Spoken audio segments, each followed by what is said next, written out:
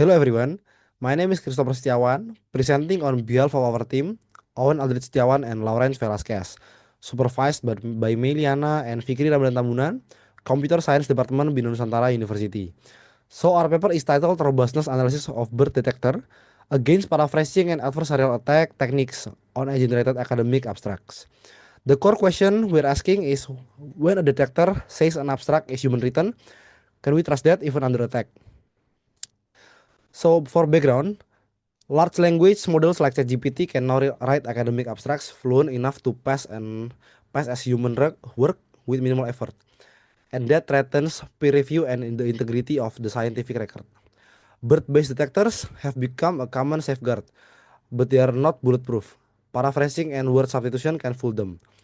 The gap we found is most studies report accuracy on clean text, but few directly compare paraphrasing against word-level attacks on academic abstracts specifically.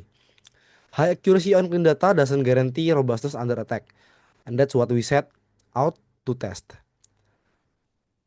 There are three research questions guided this study. The first one is, how much does Pegasus paraphrasing degrade detection performance? The second one is, how much does text-fuller adversarial substitution degrade it? The last one is, which attack is more effective against bird in this domain?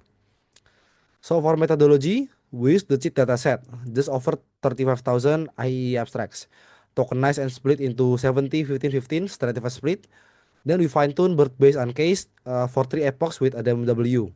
Then establish a clean baseline on accuracy, precision, recall, and F1. Then we tested two evasion strategies. The first one is paraphrasing. We use Pegasus. Beam search 10, temperature 1.5, black box, no access to the model. It just rewrites the text. The second one is text fuller. Word level synonym substitution from WordNet, capped at 20% of token per term per abstract. Both attacks were applied on only to the test set, so we could compare them against the exact same fine-tune detector. Okay, next dataset.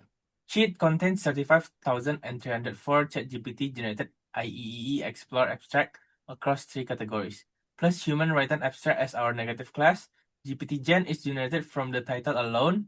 GPT Pol is a human abstract polished by ChatGPT, and GPT Mix interleave human and AI sentence.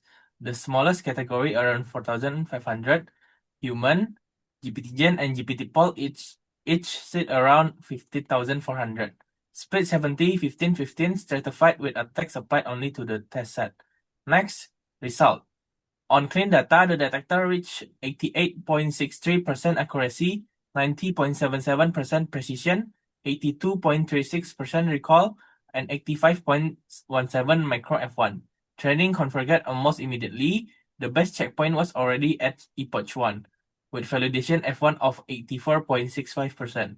So BERT is a strong detector before any attack. The real question is whether that holds up once we apply one. Next, result under attack. Pegasus paraphrasing is 0% attack success rate. Every metric reached a perfect 1.0 with a 95% confidence interval of exactly 0 to 0. No measurable evasion at all. Text fuller, 41% attack success rate. F1 collapsed from 85.17 to 37.11% confirmed by a McNemar test. Chi-squared 121.01, P under 0.001. That is 123 of 300 AI samples evading detection. Comparative analysis. Side by side, the contrast is stark. Paraphrasing pushes every metric to a perfect score, while Textfuller more than halves F1. That 41-point gap in attack success rate is the headline finding. Our read, word level swaps disrupts the vocabulary cues BERT relies on, while paraphrasing, despite changing sentence structures, leaves those cues intact. Next. Why is the difference? BERT leans more on world-level vocabulary patterns than higher-level structures. Pegasus produces fluent rewrites, but fluent doesn't mean different at the vocabulary level. It preserves the distributional patterns the detector has learned. Textfuller is built specifically to replace those high-impact tokens. Directly, attacking the future, the classifier depends on most. That's why one method barely registers as an attack, and the other cuts F1 by more than half. Next. Conclusion. In summary, our birth detector is strong on clean data, 85.70% macro F1, but that strength isn't uniform under attack. Textfooler hit 41% ASR, paraphrasing hit essentially zero. Vocabulary level perturbation is Bird's real weak point, not paraphrasing.